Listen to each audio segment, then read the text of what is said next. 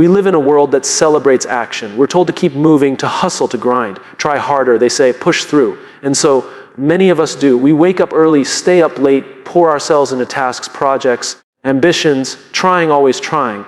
But there comes a moment when you look up and ask yourself, what am I actually trying for? Because effort without intention, effort without clarity is just noise. We confuse activity with progress. We confuse business with effectiveness. And we use the word trying like it's a badge of honor, as if effort alone should buy us a result.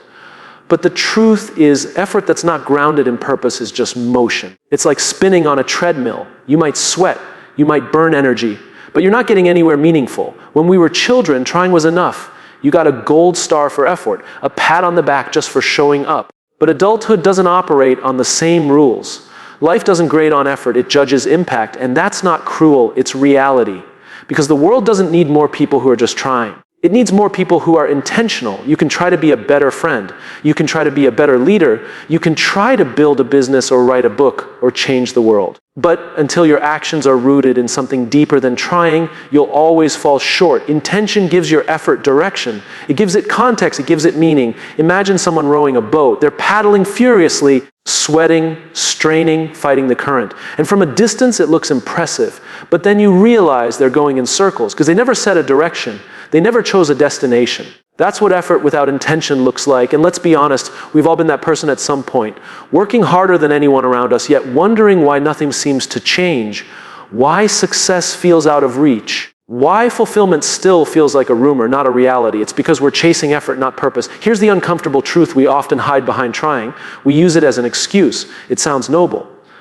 At least I tried, we say. But that phrase, more often than not, is a way to protect ourselves from accountability, from having to look in the mirror and ask, did I give this everything with a clear intention, or was I just moving so I didn't have to think? Intentional effort is different. It's not louder, but it's more powerful. It doesn't always look like hustle, but it moves things. It shifts people. It creates change, because it's rooted in why. When your actions are aligned with your beliefs, with your values, with a vision bigger than yourself, then your trying becomes transforming. We admire people who seem to do less but accomplish more. Ever wonder why? It's not that they're smarter or luckier. It's that their energy is focused. Every action they take is connected to an outcome they care deeply about. They're not flailing in every direction, hoping something sticks. They're aiming, deliberate, precise. In a world full of noise, intention is clarity. In a sea of motion, intention is direction. It's the difference between looking busy and being effective, between being tired and being fulfilled. So ask yourself, why am I doing this? Not just the surface reason, not the paycheck or the title or the external validation. Go deeper. What is this effort in service of? What is the change I want to see because I chose to act today? Because if you can't answer that, then it might be time to pause. Not to stop forever, but to reset, to realign, to reestablish your why. Because when you know your why, your effort becomes fuel. It becomes something you can measure, something you can guide, something that multiplies rather than drains you. The most powerful people aren't the ones trying the hardest. They're the ones clearest about their intention. They may still struggle. They may still fall short. But their direction is fixed, their compass is set, and so even their failures move them forward. Trying is not the problem. The problem is trying blindly, without thought, without direction. Without commitment to something deeper than simply doing your best. That phrase, doing your best, only means something if you've defined what the best version of you is trying to build. You don't need to try harder. You need to know harder. You need to clarify, what do I stand for? What do I want to change? What will this effort look like if it succeeds, not just for me, but for the people around me? Effort is the engine. Intention is the wheel. Without both, you either stall or spin out of control. But when they're aligned, when your work and your purpose meet, that's when everything begins to shift. So the next time you say, I'm trying, stop and ask, am I being intentional? Because effort alone won't get you there, but effort guided by a deeper why. That's the stuff that builds movements, companies, legacies. That's the kind of trying that doesn't just look good, it does good. There's a gap that exists between trying and doing. At first glance, it seems small, almost semantic. We toss those words around like synonyms. I'll try to make it. I'm doing my best. But if you stop long enough to examine the space between the two, you'll discover that it's not small at all. It's wide, it's deep. And it's where most people get stuck. Trying is easy. It's safe, it's comfortable. Doing, on the other hand, demands something far more rare. It demands discipline. Discipline is the bridge between intention and execution. It's the quiet muscle behind every meaningful achievement. It's the part no one sees, but it's the only reason anything of value ever gets done. When people say, I'm trying to wake up earlier, they're not really waking up earlier. When they say, I'm trying to be healthier, they're not actually being healthy. It's a placeholder. It's a way of sounding committed without being committed. Trying is filled with good intentions. But doing, that's what changes you. We admire people who are consistent, who build things, who lead movements, who shape culture. But we often forget what makes them who they are. It's not brilliance. It's not some superhuman energy. It's their discipline, the daily, sometimes invisible choices they make long after the motivation has faded. It's showing up when it's hard. It's executing even when nobody's watching. It's doing what needs to be done, even when you don't feel like it, because trying is a feeling. Discipline is a decision. We live in a culture that glorifies beginnings. We celebrate launches, first steps, big declarations. But doing isn't about the first step. It's about the 10,000 that come after. That's where discipline lives. It's in the repetition, the mundane, the overlooked, the uncomfortable. And most people want the result without that journey. They want the reward without the routine. But the truth is, you don't rise to the level of your intentions. You fall to the level of your systems. And discipline is a system. It's what you build around your goals to make sure they outlast your moods. How many times have we said to ourselves, I'll try again tomorrow, or I'll start Monday, or just one more day off? We're not lazy. We're not unmotivated. We just haven't built the discipline to move from trying to doing. And the reason we haven't built it is because discipline isn't glamorous. It's not fun. It doesn't look good on social media. But it works. Discipline is what gets you up when the excitement wears off. It's what keeps you practicing when nobody's clapping. It's what fuels you when the results are still invisible. It doesn't rely on hype or emotion. It relies on values, on commitment, on a deep-rooted understanding that real change takes time, and time rewards the consistent. People ask, how do I stay motivated? But motivation isn't the problem. Motivation is fleeting. It's a spark. It'll get you going, sure, but only discipline will keep the fire burning, because discipline doesn't care how you feel. It just does the work. There's a reason why the gap between trying and doing feels so hard to cross. It's because it requires you to break patterns, to build habits, to change your relationship with discomfort. Trying lets you dip a toe in. Doing asks you to jump all the way in, knowing you might fail, knowing it will hurt, and choosing to do it anyway. And here's the part no one wants to hear: discipline is lonely. Not always, but often. While others are relaxing, you're practicing. While others are scrolling, you're studying. While others are waiting for the right moment, you're creating the moment. That loneliness, it's the cost of growth. And if you're not willing to pay it, you'll stay stuck in the try zone forever. Trying is reactive. Doing is proactive. Trying waits for perfect timing. Doing works with what it has.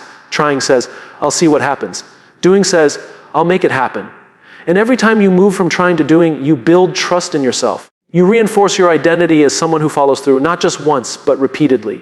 Because discipline is cumulative. The more you practice it, the more it becomes who you are. Not something you do, but something you become. Think about the people you admire, not the ones with the flashy stories, but the ones with depth. The ones who build careers, not moments. Relationships, not impressions. Legacies, not likes. They didn't just try. They did, every day, whether they felt like it or not. And here's the paradox: discipline actually creates freedom. It sounds contradictory, but it's true. When you have discipline, you control your time, your choices, your outcomes. You're not a prisoner to distractions, temptations, or excuses. You move through life with clarity and purpose because you know what matters, and you've trained yourself to act on it, no matter what. So what does that look like in real life? It's waking up and doing the thing even when you're tired. It's choosing the hard conversation over the comfortable silence. It's sticking to your plan even when no one's watching. It's becoming the kind of person who no longer says, I'll try, but instead says, I do. None of this is about perfection. You will fail, you will slip, but discipline doesn't demand perfection, it demands persistence. Discipline is not about being the best every day, it's about being consistent enough that even on your worst days, you still move forward just one step, one habit, one choice. Because in the end, trying is just noise. Doing is rhythm. And rhythm becomes momentum. Momentum becomes change. And change becomes the life you've always wanted, built not from a single leap, but from the discipline of daily effort. So the next time you hear yourself say, I'm trying, stop, challenge it.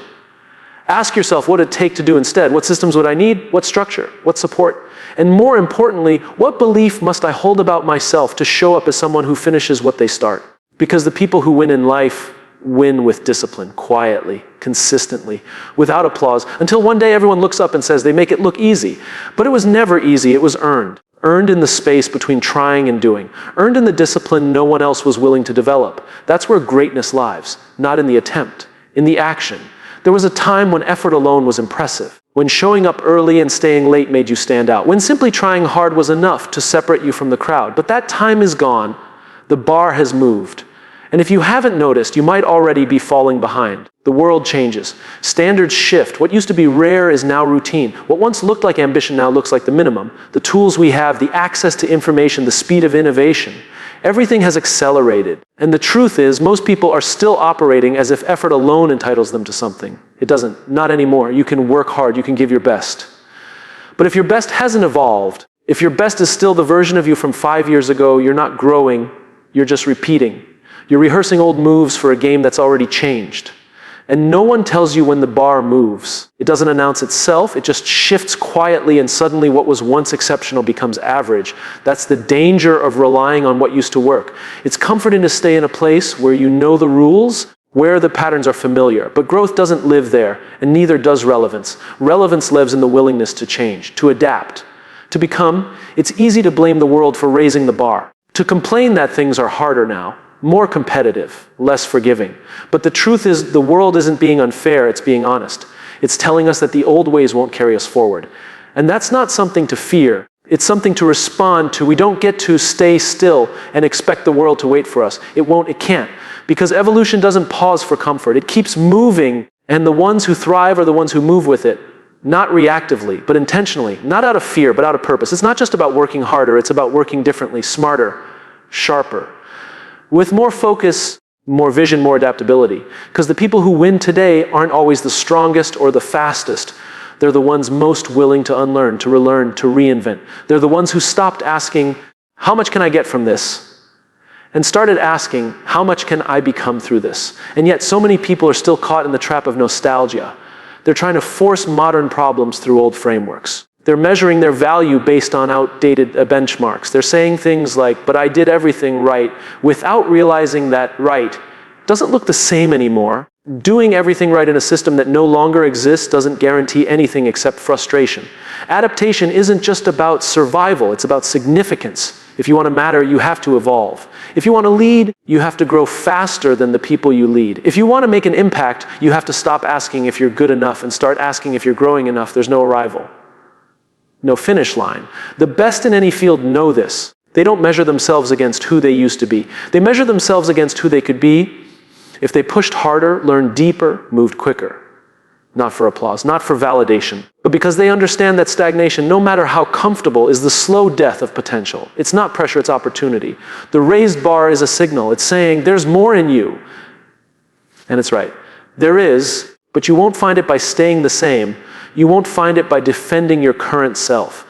You'll only find it by letting go of who you were to make space for who you're meant to become. We live in a time where the difference between average and extraordinary is not talent. It's intention. It's not knowledge. It's execution. It's not trying. It's transforming. And transforming requires awareness. It requires you to look honestly at yourself, at your results, at your habits, and say, is this enough for the world I want to impact? If the answer is no, that's not defeat. That's clarity. And clarity is the beginning of change. There are people out there right now building, growing, learning, not because it's easy, but because they've accepted that ease isn't the goal. Impact is. Meaning is. Progress is. They've stopped negotiating with themselves. They've stopped saying, I'm doing more than most, and started saying, I'm doing what's required.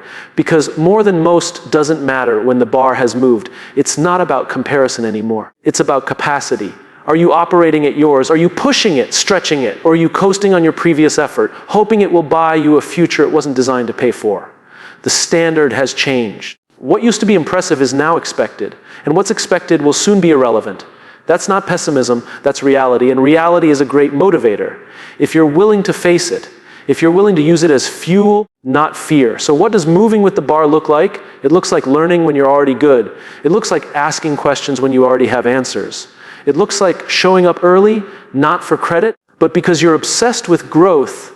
It looks like humility, not the false kind, but the real kind that says, I haven't arrived and I never will. Because the ones who keep rising aren't chasing the bar, they are the bar. They become the standard others measure against. Not because they're special, but because they chose to keep evolving. They chose discomfort over complacency. They chose discipline over excuse. They chose to stop defending their old limits and started exploring their new ones. And that choice, it's available to everyone. Every day, the bar will keep moving. The question is, will you?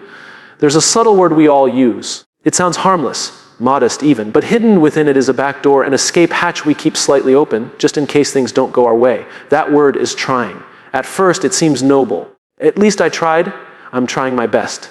But when you look closer, you realize trying is often a safety net, not a commitment. It's a way to say, I showed up, without having to say, I own the outcome. Trying gives us permission to fail without accountability. It allows us to be halfway in and still feel like we did something honorable.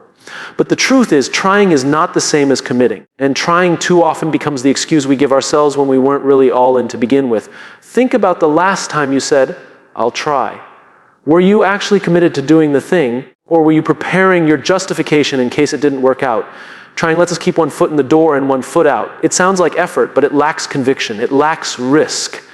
And without risk, there can be no transformation. When we try, we're negotiating with failure before we even begin. We're giving ourselves an emotional parachute. And while that might sound smart, it isn't. Because what we gain in comfort, we lose in clarity, we lose in ownership. We lose the chance to test our potential in the real world with real stakes. Greatness doesn't come from people who try. It comes from people who decide. People who say, I will, and mean it. People who burn the ships behind them so there's no way back, only forward. That kind of decision is terrifying. It makes us vulnerable. It forces us to confront the very real possibility that we might fall short. But it's also the only kind of decision that leads to something remarkable. Trying feels like movement.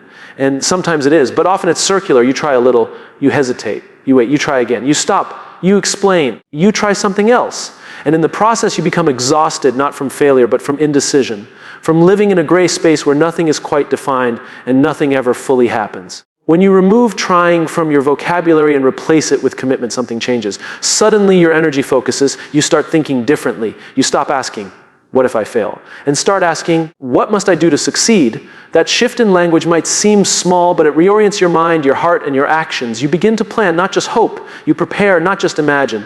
You follow through, not just intend. Because commitment demands that your actions align with your words. It demands integrity. And that demand is what moves us from wishful thinking into meaningful doing. You can't build a life on trying. You can't lead with it. You can't love with it. You can't create with it. Trying keeps you safe from pain, yes, but it also keeps you safe from greatness. Because the things that matter most require your full weight. Not your cautious attempt, but your deepest engagement. When we say, I'll try, we think we're being humble, but humility isn't about hedging. True humility is the willingness to fully commit and accept the outcome, whatever it may be. It's standing up and saying, this is what I'm here to do, and following through, not because you're certain you'll win, but because you refuse to hide. I'll try. Gives you an identity without a responsibility. It's the uniform without the duty. You feel like you're part of the game, but you're still on the sidelines. You're still reserving the right to say, well, it just wasn't meant to be. But most of the time, it wasn't that it wasn't meant to be. It's that you didn't fully commit to making it be.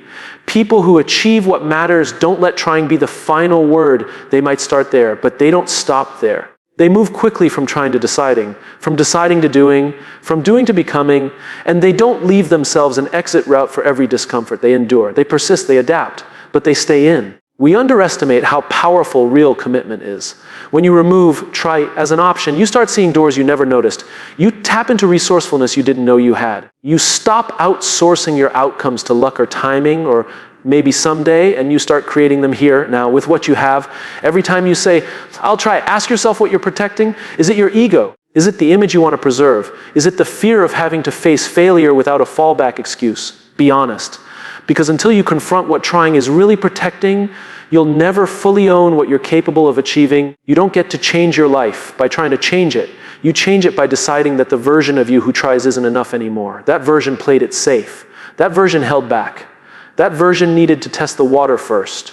But now it's time to dive. When you stop trying and start committing, something liberating happens, the decision is made. The energy that was once spent on doubt now fuels action. The questions of what if get replaced with questions of how.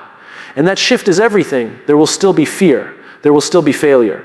But those things no longer define you. They develop you. They no longer slow you down. They sharpen you. Because when you've committed, even your setbacks serve your progress.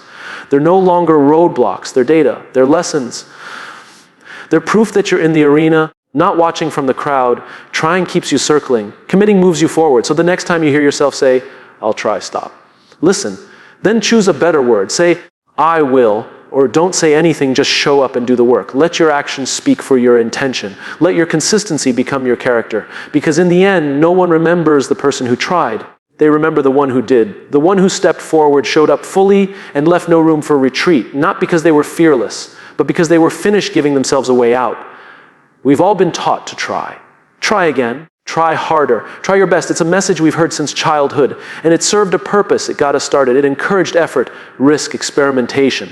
But at some point, trying alone becomes insufficient. Because trying is still centered around the moment. Training, on the other hand, is built around becoming. Trying is what we do once in a while when we feel inspired. Training is what we commit to daily, whether we feel inspired or not. Trying is hoping it'll work. Training is preparing so it can't help but work. The difference between those who hope and those who grow lies in this shift. Growth doesn't come from trying harder, it comes from training smarter, longer, and more intentionally. You don't become a runner by trying to run once a week. You don't become a leader by trying to motivate people now and then. You don't master your craft by picking it up when the mood strikes. Real change, sustainable internal identity level change comes from training, from practice, from ritual, from showing up again and again and again until it's not something you do, but something you are. The truth is, training creates identity. It rewires the way we see ourselves. Because when you train, you're not just doing the thing, you're becoming the kind of person who does the thing. The kind of person who doesn't just try to wake up early but is disciplined. Who doesn't just try to eat better but is mindful. Who doesn't just try to lead with integrity but is trustworthy. Trying is inconsistent, it's conditional. You try when it's convenient, when you're in the mood, when you're temporarily motivated. But we all know motivation fades, it's unreliable. And so if your success depends on how motivated you feel, you've already lost. Training is consistent. It's immune to mood. It doesn't need inspiration. It relies on rhythm. Training is how you close the gap between who you are and who you're capable of becoming.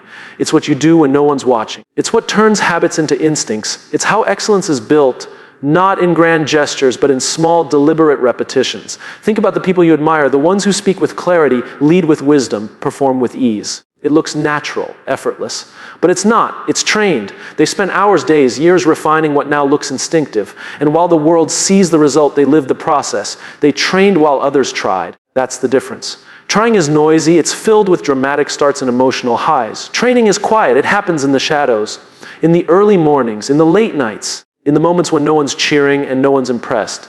But that's where greatness lives, in the boring, disciplined, uncelebrated work that makes excellence inevitable. Most people want the result, but not the repetition. They want the change without the consistency. They say things like, I've tried everything, but what they mean is, I've done a lot of things once. Because trying feels like effort, but it doesn't guarantee progress. Training, however, compounds. Over time, it rewrites your mind, strengthens your resolve, and builds the kind of muscle, mental, emotional, physical, that lasts. Training is about intention. It's the difference between reacting and preparing. You don't train because things are going wrong. You train so that when they do, you don't fall apart. You don't train just to succeed. You train so that even your setbacks can't undo you. And that's the beautiful part. Training builds resilience. It creates a baseline. It means that even on your worst days, you're still moving forward. Maybe slower, maybe with more effort, but forward. Because your progress no longer depends on the perfect conditions. It depends on your commitment to the process. We often say we want to be great, but the path to greatness is paved in monotony. It's not glamorous, it's not exciting. But it is necessary. It's the daily journaling, the early alarm, the extra rep, the second draft, the difficult conversation, the silence, the discipline, the showing up again and again until showing up is no longer hard, it's automatic. Trying doesn't give you that. Trying gives you spurts, bursts, moments. But life isn't changed in moments, it's changed in momentum. And momentum is what training gives you. Because the more you train, the more you build trust with yourself. You stop needing motivation from outside because you've learned to create consistency from within. If you want to become something different, stop asking, what should I try next? And start asking, what should I train today? That question shifts everything. It moves you from chasing novelty to embracing discipline. It moves you from dabbling to mastery. From passively hoping to actively shaping. Training is how you shape your life. It's how you take responsibility for the person you want to be. It says, this matters to me, and I'm willing to do the work daily to prove it. Not to others, but to yourself. Because the person you become in the process is the real reward. You don't need to overhaul your entire life in a week. You just need to train today, and then again tomorrow. And again the next day, because training doesn't ask you to be amazing. It asks you to be consistent. It doesn't require perfection, only repetition. And it doesn't demand massive steps, only deliberate ones. Over time, that kind of effort transforms everything, not overnight, not all at once, but undeniably. Because the person who trains is always moving forward, even when they don't feel it, even when no one sees it, even when it's slow. So if you're tired of trying good, that means you're ready for something deeper, something lasting, something real. Because trying might give you a moment of hope, but training gives you a life of progress. And that's what you're here for. Not to start strong, but to stay strong. Not to impress, but to improve. And the only way to do that, the only way to build something that lasts, is to stop trying and start training.